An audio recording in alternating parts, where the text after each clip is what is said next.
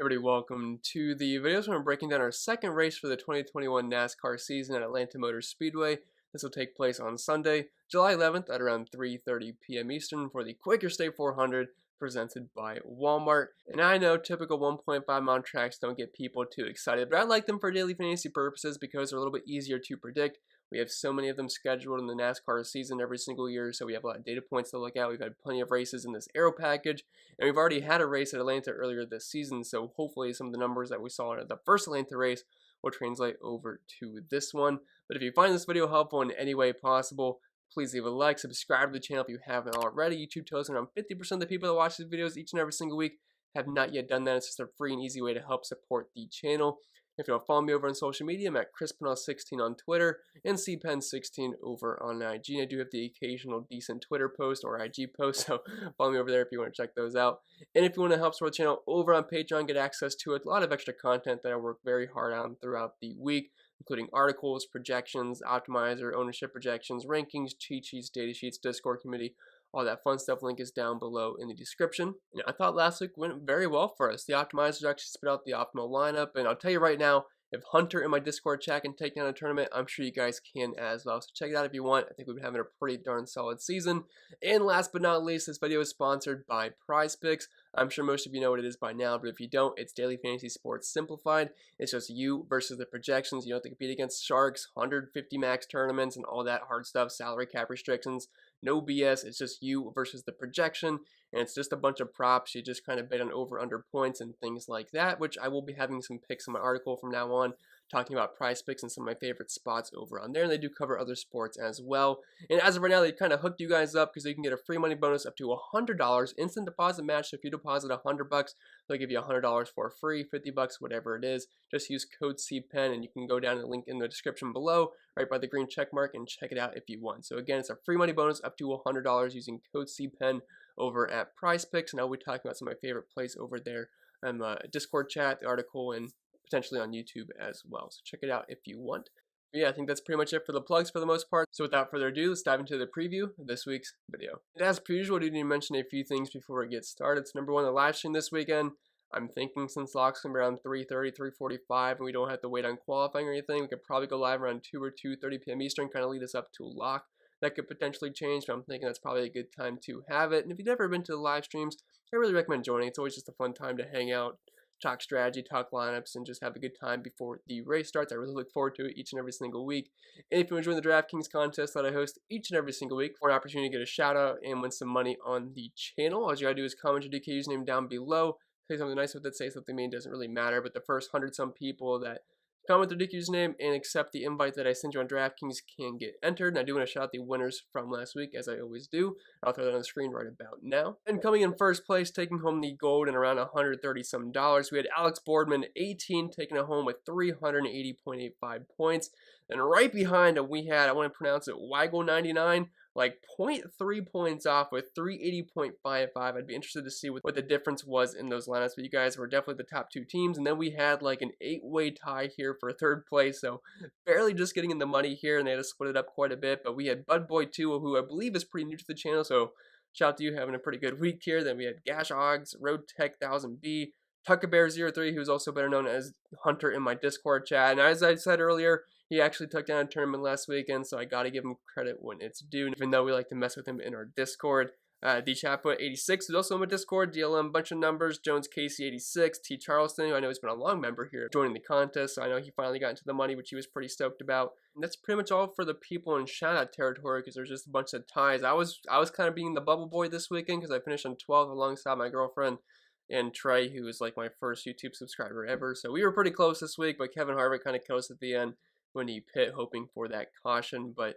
yeah, if you guys want to join the contest, fun way for me to interact with you guys, see what kind of lineups you're building, and compete against you guys for money and shout outs. So check it out if you want. Just comment the DQs down below, and I'd be more than happy to send you that invite. But I think that's it for the housekeeping for the most part. Let's get right into the preview of this week's video. And as previously mentioned, this is the Quaker State 400 presented by Walmart at Atlanta Motor Speedway. This will be the last race at Old Atlanta. I guess that's what we're going to have to call it now. And whoa, my shirt just made a bunch of little scragglies there. I guess every time I move, it's going to do that. So That's kind of interesting. Anyway, I'll try not to move too much.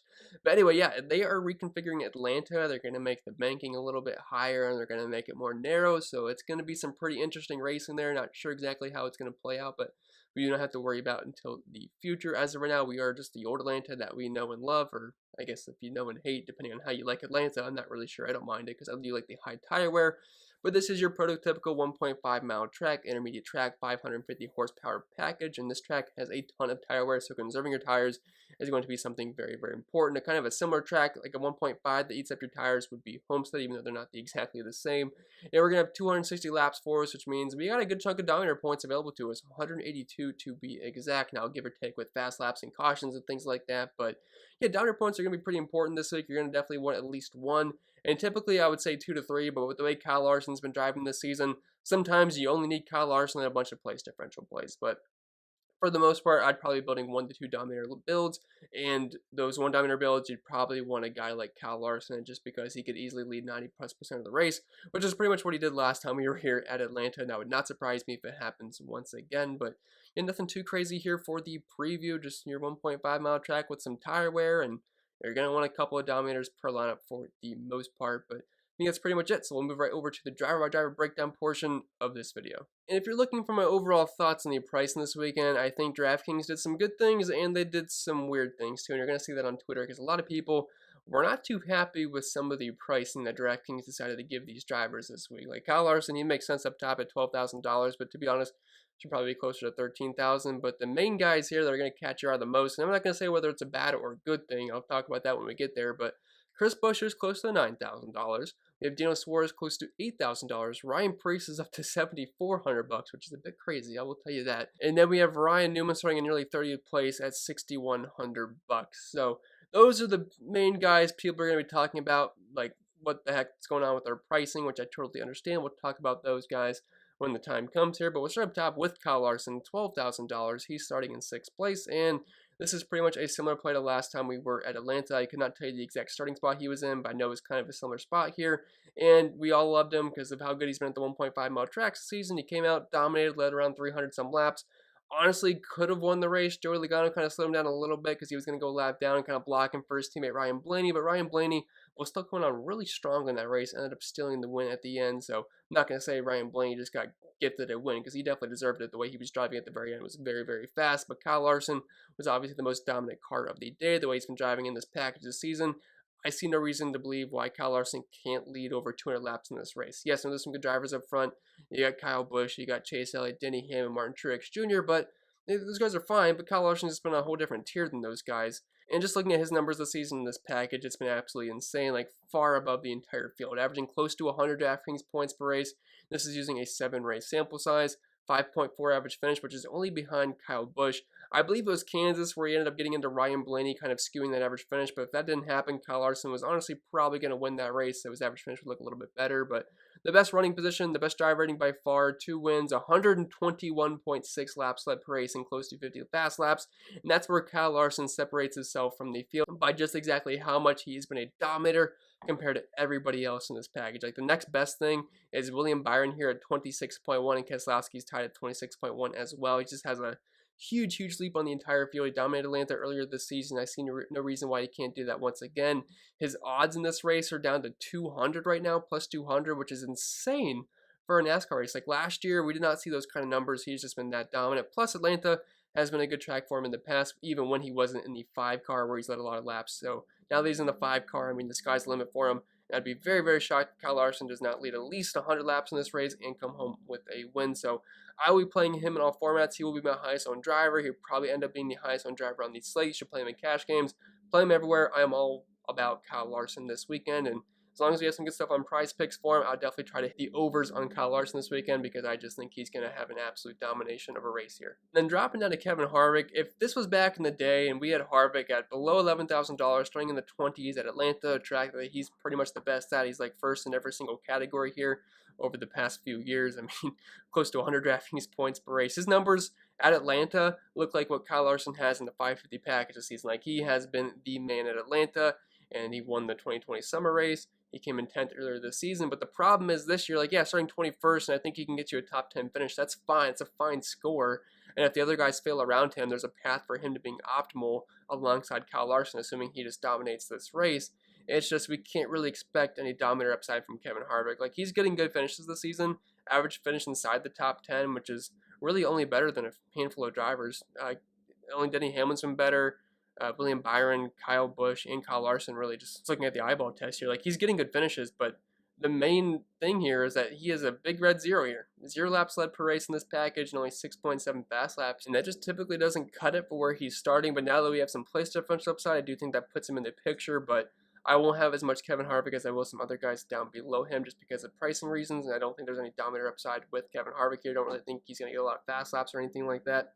Then dropping down to Ryan Blaney, $10,500. I think he's going to be your best tournament option up here because a lot of people are going to play William Byron, Kyle Busch, Kevin Harvick, Kyle Larson, and some guys priced down below. So Ryan Blaney might be the overlooked guy because he isn't having the greatest season out there. Now, he's the most recent winner at Atlanta. Now, people might think he got a little bit lucky because of Joey Legano kind of helping him out a little bit, but he had a really good car. I know he hasn't been quite the dominant self he was last year at this aero package and the 1.5 mile tracks, but I mean, he's still been fine. He's got a few top 5s. Looking at the track type form here, 3 top 5s, 4 top 10s, has a win, which was at Atlanta. The problem is the dominator points just aren't there than like he had last season. Now, Kyle Larson's a big part of that, but only 4 laps led per race, 12.1 fast laps. Nothing great there, but I definitely think he could be a top 5 car. It's just the Penske cars and the Stewart-Haas cars have definitely been way behind Joe Gibbs and Hendrick this season, so I have a hard time playing a lot of Ryan Blaney. But if you're looking for leverage in this price range, I think Blaney makes some sense there. Then going on to Kyle Busch, $10,300. He doesn't offer us any place differential upside here, starting in second alongside Chase Elliott, and it's kind of anyone's best guess who's going to lead the laps early on there. But I think Kyle Busch is pretty interesting because he has been a rock star in this aero package this season. Plus, he's pretty good at Atlanta. He finished 5th earlier here in the season, then 2nd, 6th, 7th, 16th, and 3rd. But he's been really good in this package. He has the best average finish of 3.6. He's been good at the 1.5s. He's got 2 wins. I believe the 3rd best drive rating, the most top 5s, 6, which is even better than Kyle Larson, believe it or not. Everybody else is at 3 max. So Kyle Larson, Kyle Busch, the Kyles have been very, very good in this aero package. He just really isn't dominating, but again, Kyle Larson's kind of stealing all the dominator points. I'm not going to hold that against him. I definitely think he could be a threat early on to lead laps, but starting in second, probably only a tournament play for me. Because if I'm playing cash games, I'm not going to roster Kyle Busch and Kyle Larson. Give me one of those PD upsides. I'm going to go Kyle Larson plus a guy like William Byron, Alex Bowman, maybe even all 3 if I can fit that in. So Kyle Busch is a very good tournament play. I would not be fading him by any means because of how good he's been in this package, and I would not be surprised if he could be the main dominator in that race. That would not surprise me at all. Now, it would kind of surprise me if Kyle Larson doesn't come out and dominate, but if those were the 2 main dominators, Kyle Larson, Kyle Busch, I think everyone would kind of react normal because that's kind of what we should expect this season. I think the days of Kyle Busch kind of being washed last year are kind of behind us because he's been very good this season. Then William Byron, $10,000. He's starting in 19th, and I hope people just look at this track history and say easy fade because that is not what I'm thinking at all. He has been very, very good in this aero package this season. Plus, he finished 8th in the race here earlier this season. But looking at his numbers this season, in this exact package, he has been one of the best drivers. He's got an average finish of 6.4, which is only behind Kyle Busch and Kyle Larson. 6.7 running position, which is only behind his teammate Kyle Larson. 2nd best drive rating. He's got a win, which is at Homestead, another high tire wear track, which does bode well for his chances here, I would say. 3 top 5, 6 top 10s, the 2nd most fast laps, the 2nd most laps led. Starting in 19th, my preferred combo up top is Kyle Larson and William Byron. Just give me the 200 cars. They've been by far the best team this season with the most speed. And I don't think that's going to change anytime soon. So starting in 19th place, we usually get William Byron starting 2nd, 3rd, or 4th.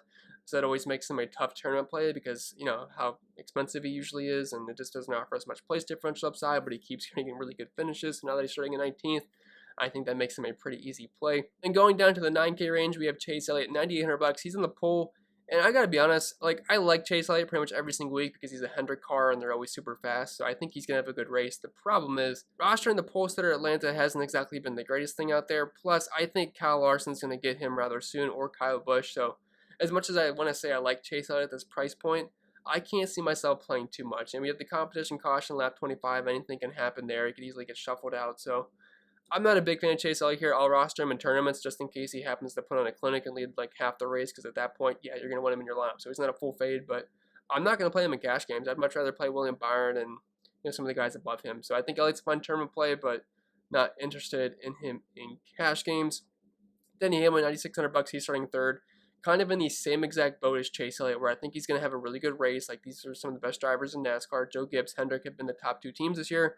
Now, Hendrick's been on a different tier than Joe Gibbs, but, Gibbs has still been fine. Kyle Busch has definitely been kind of carrying their own, especially in the 550 package. Martin Truex has been the guy in the 750. Hamlin's been just solid in both of them and more of a dominator in the 750 package. But at this price point, starting third, I think it puts him in the consideration for tournaments. But I can't see myself having too much ownership because, to be honest, guys, like for Kyle Larson, he's going to be so chalky. He's always like 50% owned, just, a typical race, not like a road course or anything crazy like that. So let's just assume Kyle Larson comes in around 50% ownership. Like, I could go 60%, but like, where's the leverage there? Like, I want to be like close to all in, like 70, 80%, or I want to go way underweight. And to be honest, I'm probably going to try to go way overweight on Kyle Larson because, if there's no mechanical issue or penalties on pit road, he's going to lead laps and he's going to dominate this race. Like, that's just what he's shown us this year, and I see no reason to not believe that would happen once again. And if we do that, like, I want to get exposure to these guys, but if I do go really heavy on Kyle Larson, I can't get exposure to everybody, like a good chunk. So maybe throw in like 5-10% of guys like Elliot, Hamlin, those kind of guys, just to try to, mix them in a little bit, because I'm not overly confident in them. But I don't know. I mean, he's fine for a tournament play at that price point, but I don't really see Denny Hamlin being optimal in this race. But if you want to get different, throw him on a few lineups, you can, just in case things happen and Hendrick and Gibbs kind of switch where Gibbs becomes the top team, because it could certainly happen at some point this season. And going down to Alex Bowman, $9,400. He's starting in 17th. He finished third here earlier this season, and Alex Bowman's typically pretty good at the high tire wear tracks. Back in the day, he was good at Auto Club once we had that race. He was very good at Chicagoland. He won those 2 races, and he was good at Atlanta earlier this season. He finished in 3rd place, and I see no reason why Alex Bowman can't be a top 5 contender here, starting in 17th. I think he's one of the better plays in the entire board. If I can fit Bowman, Byron, and Larson all in the same lineup, especially in cash games, I would feel very, very good about that, because all those guys could easily finish inside the top 5. And, Bowman and Byron have the PD upside pusher, getting 300 cars in there. You can't obviously fit in all 4. At least I don't think you can, because Kyle Larson's super expensive, so probably won't be able to do that. But you can easily fit 3 of these guys in. And I definitely like Alex Bowman here quite a bit. I know his numbers at Atlanta aren't exactly that great. He only has 1 top 10 finish. But with the way they've been driving this season, and I'm not really one to care about track history anymore, because, just the way they've been driving this year is just way more important than what they've done in the past. So I'm not overly concerned about that. But so far this season, Bowman in this package, he's got an average finish of 10th, running position of 10.9, 95.7 driver, and he's got a win, 3 top 5s, 5 top 10s. Absolutely love Alex Bowman at that price point this week. He should honestly be a little bit more expensive. I would say Bowman should probably be more expensive than Denny Hamlin and Chase Elliott, so I like the price we're getting here. Brad Keselowski, $9,200. He's starting 14th. This has been a very good track for him in the past. I know if we're looking at previous optimal lineups, if we're looking back to Atlanta previous optimal lineups, it's always been a mixture of either Truex, Keselowski, or Kevin Harvick almost each and every single time. Like, every single time, a combination of those guys are in there. And just looking at the track history here, you can see why. It's Keselowski. He's got 2 wins, 3 top 5s, 5 top 10s. Truex has 3 top 5s. Kevin Harvick's been the man here. But no, I've not been a big fan of playing Keselowski lately. Like, I don't know if the news going to Roush has made them give him the worst car, but I mean, it's been a good track for him in the past. And in this package this year, he's definitely been way better in the 550 than he has in the 750. He's got a few top 5s, 4 top 10s, tied for the second most laps led, and 4th in fast laps. So I think he can have an okay run here, and the price is pretty low at $9,200. But I would definitely prefer Bowman. I can trust Hendrick more than I can trust Penske right now, so I think Keselowski would just be a pivot directly off of Alex Bowman. And Martin Truex Jr., $9,000. He's starting in 5th. Any single time you go to a 1.5 mile track, Truex has to be on our radar. But so far this season, they've been good at the 750s, but the 550s have not really been their bread and butter, which is weird because in the past, 1.5s, man, that's Truex. And $9,000 for Truex 1.5 in the past, I'm like,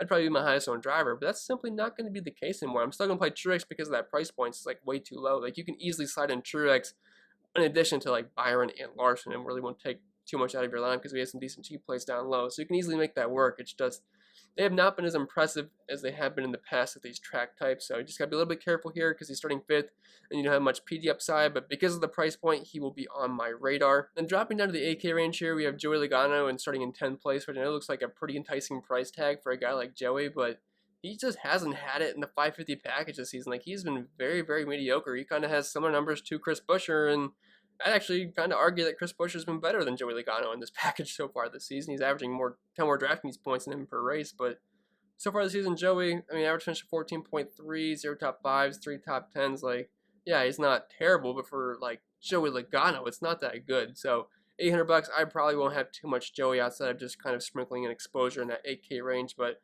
I'm definitely not a big fan of Joey here. Chris Buescher, $8,600, starting in 18th place. His numbers at Atlanta in the past aren't exactly great, but it's kind of skewed because he's had some bad finishes, but most recent race here, he finished in 7th place. He finished 9th in 2019, and so far this season, this package, he's been pretty good. I mean, better than Joey Legano, really, like I mentioned a little bit ago. I mean, averaging close to 40 DraftKings points per race, average finish inside the top 14, 3 top 10s, been inside the top 20 every single time. I mean, 7 top 20 finishes. He's even been a lap leader and a fast lap guy, and that was at Homestead, which was very weird. I don't think he's ever going to do that again, but starting in 18th, I realize this is a massive price bump for Chris Buescher, but I hate to say it, but he's almost still playable. I mean, that's a big price tag for him, but I think people are going to jump ship because of that price point, but I mean, of this price range, he just might exactly be the best play here projection-wise. Have to double-check them, but I mean, Kurt Busch is in a tough spot. Christopher Bell is too. Joey Logano just hasn't really had it. So Chris Buescher, I mean, all these AK guys, he does look pretty interesting to me. So I probably still always play some Chris Buescher, but how much of that? That'll be TBT. Kurt Busch, $8,400, starting in 8th place. Texas has been a very, very good track for him. He finished 39th earlier this season, but we'll chalk that up to bad luck. But besides that, he hasn't had a finish worse than 8th the past other 5 races, 6th, 3rd, 8th, 7th, and 4th. Had a pretty good race last week at a road course, which doesn't really pertain to this track too much. But, Chip Ganassi guys, with them being sold, I guess they have some more motivation to be driving pretty well. And so far this season, it's been pretty bad for Kurt Busch. But if you're looking for a tournament play here, starting in 8th place, the guy is typically a top 10 machine here. So if you're just kind of banking on that old Atlanta track history, I think Kurt Busch is playable, but definitely only in tournaments for me. Christopher Bell, $8,200, starting in 4th place. He was in the optimal lineup last week, ended up passing Kyle Busch at the very end, got into 2nd place. Another good road course finish for Bell. He's pretty cheap here. The 20 card definitely has plenty of upside. I like the Joe Gibbs cars today, mainly Kyle Busch, but you could definitely sprinkle in the other guys like Denny Hamlin, Martin Truex Jr., Christopher Bell wouldn't have an issue with that. But the problem is with Bell, he's starting in 4th place, and I think he's in near lock 2 loose spots. Earlier this season, he finished on 21st, and in this package, the season hasn't exactly been super impressive with only 1 top 10 finish. So I think Christopher Bell is a pretty strong fade candidate, would only get there in 150 max entrance. And then Eric Almirola, $8,000, starting in 20th place. Like, he should be able to gain a few spots, but the way he's been driving in this package this season, I wouldn't be super sure about it. 3 top 20 finishes, but a 61 drive rating, which is kind of right on par with guys like Ryan Preece, and not too far off of Eric Jones, Cole Custer, Jace Briscoe. So I don't have too much hope for Eric Almirola here, averaging position of 20.7. Like, he's probably going to finish close to where he starts. So I'm only getting to him in tournaments, and at that, I wouldn't have much ownership. Definitely wouldn't go there in cash games, even though he's starting in 20th place. Dropping out of the 7K range, Austin Dillon, $7,900. He's starting in 13th. Any single time we're at 1.5, I like Austin Dillon because the guy's just one of the more consistent drivers at them. And plus, the past couple of races at Atlanta haven't gone too bad for Austin Dillon. He finished 6th here earlier in the season, 11th in the 2020 summer race, and looking at his numbers this season, this package, average finish of 11.4, which is better than guys like Legano, Chris Buescher, even better than Martin Truex Jr., not that far off of Brad Keselowski, and you can get a massive discount on Austin Dillon here. 3 top 10 finishes, 6 top 15s. I know he's starting pretty high, but you could definitely play him in tournaments. He probably will end up being one of the better tournament plays on the slate, assuming that ownership doesn't get too high, which it shouldn't at his price point. But I definitely think Austin Dillon could be a top 10 contender here. Daniel Suarez, $7,700, so typically we get him in the low 6K range, and that's the reason kind of why he's been the most optimal driver this season, because he's just always underpriced. Like, he should be priced around guys like Austin Dillon and Tyler Reddick. Now, Tyler Reddick's the cheapest of the bunch here for where he's starting, but all these guys have top 15 upside each and every single week. And I was actually looking at the projections, and Suarez at $7,700 still doesn't grade out as too bad of a value for me. Starting 27th, he's got top 15 upside, finished 17th here earlier in the season. And back in 2019, when he wasn't an absolute junkie, when he did finish 10th place, then 15th and 21st. And so far this season, this package, typically a top 15 guy, 5 top 15s and 6 top 20s, average finish of 16th place. He can realistically gain around 10 to 12 spots here, 10 to 15 spots really, and I would not be surprised. So I know the price got jumped up, and people will probably not play him because of that, but I'm here to tell you that I still think Daniel Suarez is playable in all formats. MDB, $7,500, he's starting in 12th. Don't care about the track history for him because he used to be in junk equipment, but most recent race earlier this season, he did finish 11th here, and so far this season, kind of like a 15th to 20th place driver in this package. Starting in 12th, I really don't have too much interest in MDB. Would rather play Daniel Suarez and Austin Dillon over him. Probably won't have more than 5% ownership to MDB, to be honest. Ryan Preece, $7,400, starting all the way back in 34th. Like, I don't know what they're doing with this price point. Yes, I know there's some PD upside here, but that does not mean you should price Preece up to guys, or even above guys like Tyler Reddick, Ross Chastain, where those guys have legit top 10, top 12 upside. For Ryan Preece, we're hoping and praying for a top 25 here. So yes, he's got a safe floor, but I mean, I'm not really sure what to do here with Priest. It's definitely a tough spot here because his numbers this season, average finish of 21.4, running position inside the top 25. He's got a top 10 finish, 2 top 15s, 2 top 20s. Like, yeah, he's going to gain some spots here, but if he finishes in 28th place at $7,400, I don't think that's going to be enough to make the optimal lineup. So I'm probably not getting to Priest in cash games. That's just too expensive for me. I'd rather play guys like Bubba Wallace, Ryan Newman down low and get a more top-heavy lineup. So not a big fan of Ryan Priest here. Would much rather play guys like Suarez and Austin Dillon. Ross Chastain, $7,200 starting in 9th place.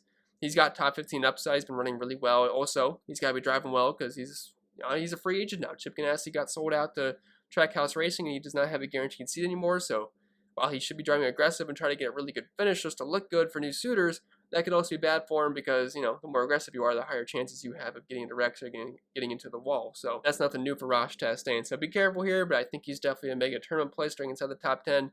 Same exact thing can be said for Tyler Reddick, although I'd probably be more inclined to play Reddick over Ross Chastain just because I trust his upside a little bit more. Plus, in this package this season, he's definitely been a lot better. Like Chastain sitting at a 23.4 average finish and a 21.1 running position. Meanwhile, Tyler Reddick's at a 12.3 average finish, 15.6 running position. Has the top 5, 4 top 10s, which is really, really good. That's the most of any driver we've talked about so far since Martin Truex Jr. all the way up at $9,000 and 5 top 15. So definitely think Reddick at that price point is playable. Will he lose some spots? Probably. Yes, but if he can hang around the top 10, that's not terrible at his price point. Then going down to the 6K range here, we have Eric Jones, $6,900, starting in 22nd. Yes, his track history landed doesn't look too bad, but now he's in the 43 car. I don't really have many high hopes for him. He's been pretty mediocre in this package with only 1 top 15 finish and 2 top 20s. Probably going to finish right around where he starts, so I don't really have much interest in Eric Jones. Cole Custer, $6,700, starting in 23rd. He's actually been worse than Eric Jones in this package this season, so I guess if I had to pick between the two, I'd side with Eric Jones, but I don't have much real interest in either whatsoever. I'd probably rather play Ricky Stenhouse than I would Eric Jones and Cole Custer, even though he's starting in nearly the top 15. But he's actually shown the capability of putting up good finishes this season. Like, yeah, I know the starting spot's pretty scary, but he's got an average running position of 16.4 this year, driver rating of 73.1, 5 top 15 finishes, which is very, very good. Again, kind of similar to Tyler Reddick, where that's more than most in this price range. So I think Stenhouse is a pretty good play here. Kind of stretching it for cash games, but you can definitely play him in tournaments. Plus, he finished 12th here recently. Then in the past, like, this has been an okay track for him. Finishes of 13th, 18th, 16th, 13th, and 10th. And the way he's been running this season, I don't think another good finish is out of the question. And if you're looking at the overall numbers, 6 top 20s for the past 6 races, 4 top 15s, 12.9 running position, and a 13.7 average finish. So Stenhouse, I like him at this price point despite the higher starting position. Jace Briscoe, $6,400. I think that's probably a clear fade for me. Don't see a reason to play the guy starting in 11th place. And Bubba Wallace, $6,300, starting in 24th. He finished 16th here earlier this season, and I'm not a big fan of playing Bubba most weeks, but at his price point and where he's starting, he's going to have to be in play for us. He does have 3 top 15s in this package here. He's got a top 10, average finish of 17.9. Like, he should gain some spots here as long as all goes well, and just seems a little bit too cheap in my opinion. I think he should be closer to $7,000, so I'm going to buy low on that price point. Then Ryan Newman, $6,100, starting in 19th. Not really sure what DraftKings is doing here. He's going to be mega chalk once again, which I feel like I play Ryan Newman almost every single week, but I mean, $6,100 at 29th place, like, we got to play him. Like, he's fine in Atlanta. The past 3 finishes for him have been 13th, 14th, and 13th, and so far season in this package, average finish of 20th place. He's got 4 top 20s, 2 top 15s. He has a couple of wrecks, which is going to kind of skew some of his numbers here, but I mean, you're going to have to play him in cash games. Like, if you want to make Larson, Byron up top work, you got to get down low here, and Ryan Newman definitely looks like the best play down here. So unfortunately for us, we got to play him once again. Then dropping down to the 5K range here. Once we get below Alfredo, I really wouldn't recommend playing anybody else, but Michael McDowell starting in 25th, I think he's fine. He's shown upside in this package this season. He's actually finished inside the top 20 each and every single time so far this season, which can only be said for other drivers like Chris Buescher, Denny Hamlin, William Byron, Kyle Busch, Harwick, and Kyle Larson. So the 7 top 20s, I think he should run, he should be able to gain like 5 to 8 spots here, and that's just fine at $5,900. Average finish of 15.9 in this package this year. I think Michael McDowell is actually a pretty solid play at only $5,900. Corey LaJoie has been running well recently, but he's probably going to lose a couple spots, to be honest. Don't have much interest in Corey LaJoie, although he does have a cool paint scheme this week. I believe he's doing the Boss Baby movie thing. I think that's for this week, so that's something to look forward to. Maybe that'll help him get a little bit extra juice in that car, but realistically, probably not. But if you're just trying to get different down low, you can play LaJoie, but I don't have any high hopes for it. Then Anthony Alfredo, $5,500, starting in 32nd. I hate mentioning Alfredo, but he finished 27th here earlier in the season. In this package this year, average finish of 26.1, 26.5 running position. Can we expect the top 20? Probably not. Can we expect the top 25 again? Probably not. But if he finishes around 26th place, I mean, he could gain 5 to 7 spots here, which is not bad at $5,500. Then anybody below Alfredo, I would not recommend playing. I just don't see the reason to go there. I can't imagine this will be a wreck fest and these guys become viable. If I had to pick one, I mean, I guess Smithley is starting in 37th, but he's probably going to finish like last. So even then, I don't really want to play any of these guys. Maybe Jim Cloud, maybe. But even then, I don't really want to go that route. So I think Anthony Alfredo is the lowest I would go. And with that being said, guys, I think that'll be it for the video. If you made it all the way through, please let me know down in the comments below. And if you found this video helpful in any way possible, please leave a like, subscribe to the channel if you haven't yet done so. You can follow me over on Twitter at ChrisPennell16 or CPen16 over on IG. And if you want to help support the channel over on Patreon and get access to a lot of extra content, link is down below in the description for that. But you can join the Discord community, which runs 24/7. It's got to be the best NASCAR DFS Discord out there. I mean, I haven't been in any other ones. I doubt you will find a better one out there, especially a more active one. I got projections, optimizer, ownership projections, rankings, cheat sheets, the entire data sheet here, all available down in the link down below. And last but not least, this video was sponsored by PrizePick. They're making daily fantasy sports simplified. There's no sharks, no 150 max, no BS, any of that stuff. It's just you versus the projections. And you can pick up to 2 to 5 players, win up to 10 extra money. And it's a really fun set to play. And you're kind of just hunting for props, going over under the drivers or players, depending on what sport you're playing projection. I'm going to go over some of my favorite plays over that on the article and in Discord chat as well. And if you do want to sign up, you can use the link down below in the description. And you can get a free money bonus up to $100, instant deposit match up to $100 using code CPEN once you do that. So make sure you tell them I sent you. But I think it's going to be pretty much it, guys. Hope you guys enjoyed the race, and I'll see you all on the live stream on Sunday.